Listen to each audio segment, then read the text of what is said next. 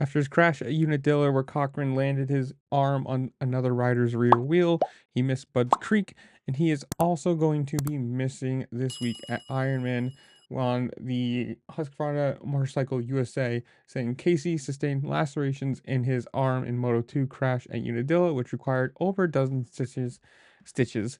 He will take this weekend off. This is from last week, and heal up and be back on the bike soon. So if he's missing this week, that means that's a pretty big cut. I mean, over a dozen stitches is a pretty big thing in general, especially if you're landing on somebody's rear wheel. It's probably did some pretty good damage to his arm. And if he's already out of the championship race, might as well take the extra week off, heal up a little bit better, just be safer about things, and just, not be stupid about it. Because at best, you get some points. At worst, you just hurt yourself even more.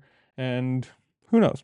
But in the comments below, I want to hear from you guys. Are you going to Ironman? Are you excited to watch it? Are you excited to see Roxon on the 250? Whatever it is, comment down below. While you're down there, make sure to like, share, subscribe. Do all the fun things this platform allows you to do, because it really just helped me out and I appreciate it. And with that, I'll see y'all later. Peace.